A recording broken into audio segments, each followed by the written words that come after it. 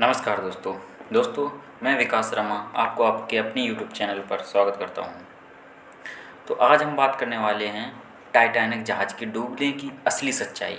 आखिर किन कारणों की वजह से कभी ना डूबने वाला जहाज़ जो टाइटैनिक था वो कैसे समुद्र की गहराइयों में समा गया। कहते हैं ना दोस्तों, जो नेचर से खिलवाड़ करता है उसका अंजाम बहुत ही खतरनाक होता है। बस इसी कारणों की वजह से कुछ ऐसा हाल हुआ था। दोस्तों, टाइटैनिक जहाज़ एक कभी ना डूबने वाला जहाज़ था और इसे खासकर इसलिए बनाया गया था। इसको बनाने वाले जो थॉमस एंड्यूस, इस जहाज़ का नाम ही रखा था अनसिंकेबल शिप, मीन्स कभी ना डूबने वाला जहाज़। यह कभी पानी में डूब ही नहीं सकता, मगर इसके अपोजिट हुआ।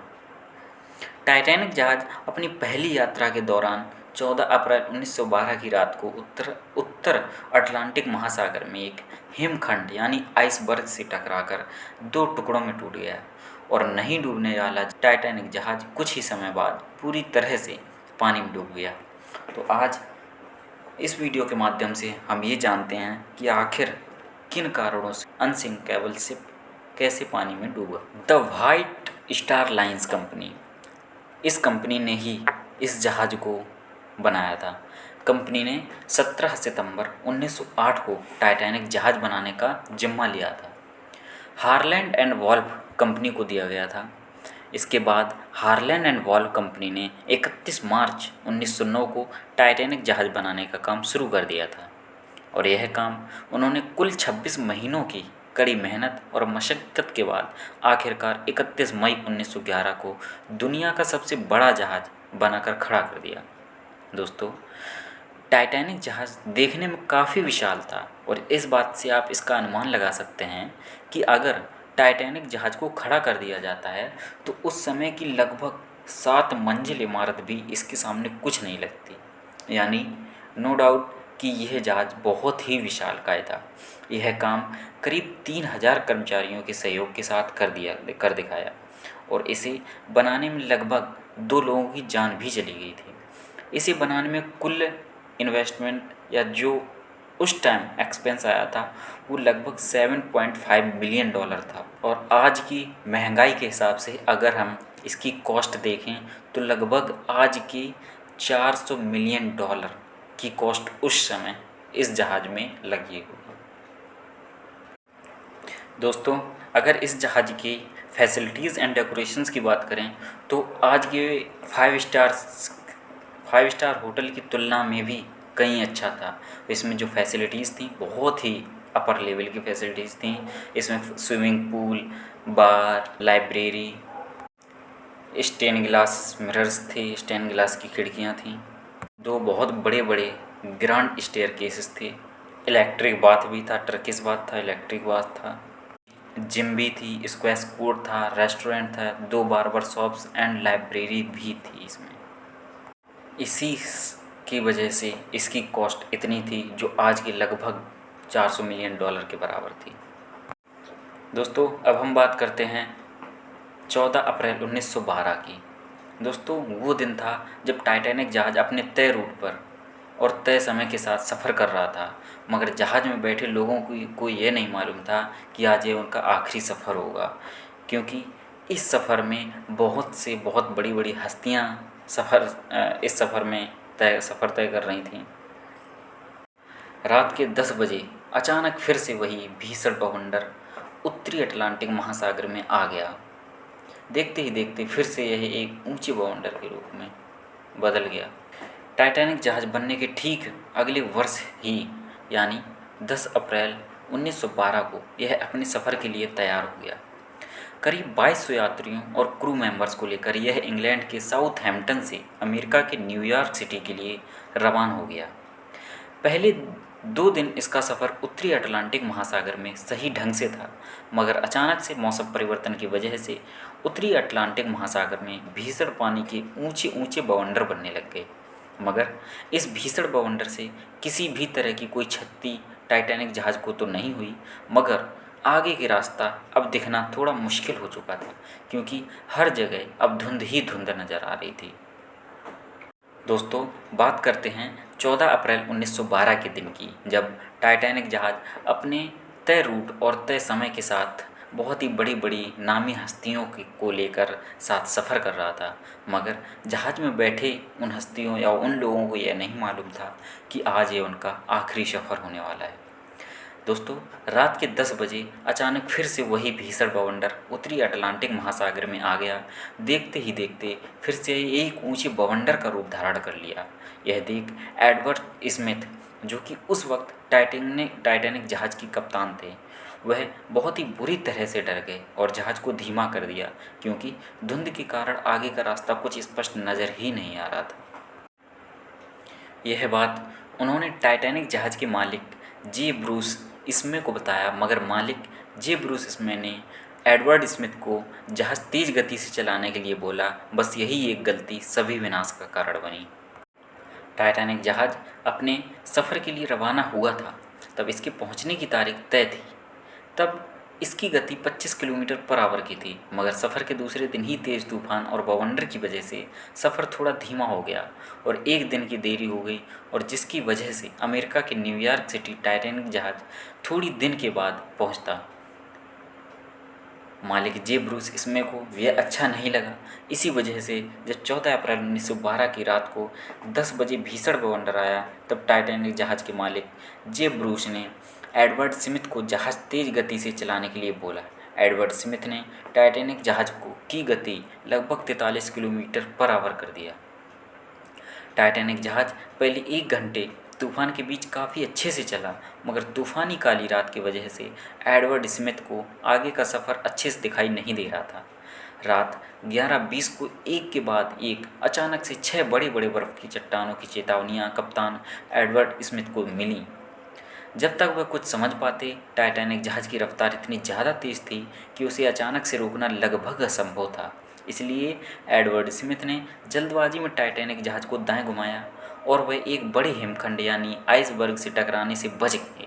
मगर अभी उनके सामने और एक ऐसी 5 बड़े बड़े बर्फ़ की चट्टानें थीं। देखते ही देखते वह लगभग सभी हिमखंड को अपनी सूझबूझ से पार करा पाए, मगर वह अपना रास्ता तय किए गए रूट से थोड़ा भटक चुके थे। कुछ दूर जाने के बाद लगभग 11:40 को एक और बड़े हिमखंड के होने की आपातकालीन सूचना मिली, मगर इस बार जब तक एडवर्ड स्मिथ को कुछ समझ पाते, तब तक टाइटैनिक जहाज़ उस आइसबर्ग से जा टकराया। टकराने का प्रभाव इतना तेज गति का था कि टाइटैनिक जहाज़ 2 हिस्सों में टूट गया। दोस्तों, जब टाइटैनिक जहाज़ टकराया था, उसके पहले तक यात्रियों को भी विश्वास नहीं था कि ये सिंक कर सकता है जहाज़। जब ऐसी विपदा आ रही थी, उसके बावजूद लाइफ बोट उतारी गई, समुद्र में उतारी गई यात्रियों को बचाने के लिए। उसके बावजूद लोगों को वहाँ या पैसेंजर्स को यह लग रहा था, वहाँ उसके यात्रियों को यह लग रहा था कि यह अनसिंकेबल शिप है, कभी डूब ही नहीं सकता है। इसलिए पहली जो लाइफ बोट थी उसमें लगभग 65 लोगों की कैपेसिटी होती है, 65 लोग भी नहीं उसमें उतरे।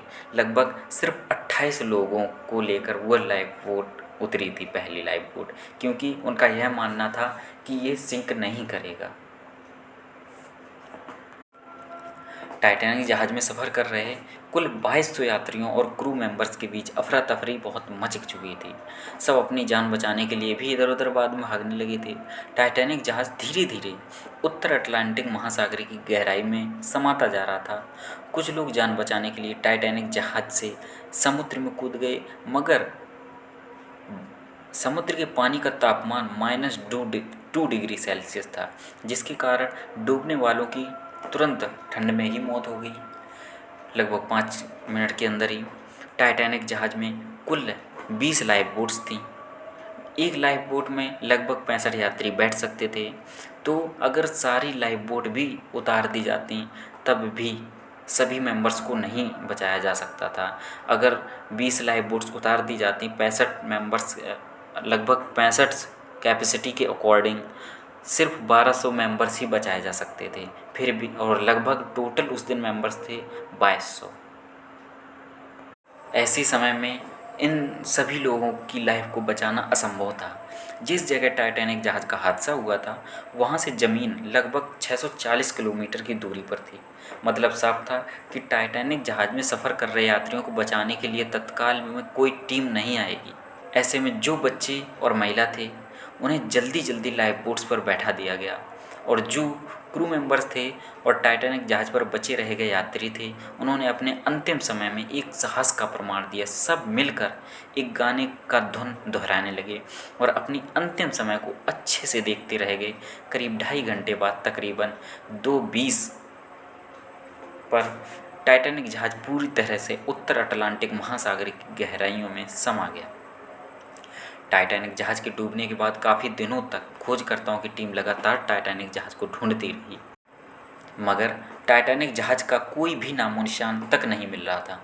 करीब 6 महीने खोजकर्ताओं की टीम उत्तरी अटलांटिक महासागर की गहराइयों में खोजती रही, मगर कोई सबूत नहीं मिला। देखते ही देखते 73 साल बीत गए। 1 सितंबर 1985 को एक संयुक्त अमेरिकी फ्रांसीसी अभियान चलाया गया। इस अभियान में अमेरिका के महान प्रसिद्ध समुद्री वैज्ञानिक डॉक्टर रॉबर्ट शामिल थे, और इस अभियान से आखिरकार टाइटैनिक जहाज़ समुद्र की 13,000 फीट की गहराइयों में मिल ही गया। टाइटैनिक जहाज़ की दशा बद से बदतर हो चुकी थी। टाइटैनिक जहाज़ को जीवाणुओं ने पूरा खोखला कर दिया था, और आज भी टाइटैनिक जहाज़ इसी दशा में उत्तर अटलांटिक महासागर की गहराइयों में पड़ा हुआ है। आने वाले वक्त में लगभग 10 से 20 सालों के अंदर टाइटैनिक जहाज़ को जीवाणु पूरा ख़त्म कर देंगे, और आने वाली पीढ़ी को टाइटैनिक जहाज़ का कोई अस्तित्व ही नहीं मिलेगा देखने को। दोस्तों, आज लगभग टाइटैनिक जहाज़ के डूबे हुए सिंक हुए लगभग 110 साल हो चुके हैं, लेकिन उसके बावजूद हम लोगों के दिमाग में इसके बारे में जानने के लिए क्यूरियोसिटी कम नहीं होती है। तो इसलिए आप लोगों से एक सवाल है कि टाइटैनिक जहाज़ को उत्तर अटलांटिक महासागर की गहराइयों से निकालना चाहिए या नहीं। आप जो भी इस रिगार्डिंग मानते हैं वो कमेंट बॉक्स में अपना आंसर ज़रूर दें। दोस्तों, अब हम अंत में कुछ इसकी खामियों पर और नज़र डालते हैं कि आखिर समराइज़ करके कि आखिर क्या मिस्टेक रही। तो जो पहली गलती अगर देखा जाए तो वो था कि जो सफिशिएंट इसमें लाइफ बोट नहीं थी। अगर उनका मानना था कि ये अनसिंकेबल शिप है, कभी डूब ही नहीं सकता था, इसलिए सफिशिएंट इन्होंने लाइफ बोट्स ही नहीं रखी थी, लाइफ बोट भी कम रखी हुई थी। अगर उस दिन लाइफ बोट भी सफिशिएंट होती तो शायद सभी मेंबर्स की जान बचाई जा सकती थी। अगर हम दूसरी गलती पर नज़र डालें तो उस दिन जो शिप पहले चलता है उस दिन सेफ्टी ड्रिल्स कंडक्ट होती है, उस दिन सेफ्टी ड्रिल्स भी कंडक्ट नहीं हुई थी। कैप्टन का भी ये मानना था कि ये अनसिंकेबल शिप है, कभी डूब ही नहीं सकता है, इसलिए इन्होंने ये सेफ्टी ड्रिल्स भी कैंसिल कर दी थी। तो यानी उस दिन हुआ नहीं था, ये भी नहीं हुई थी।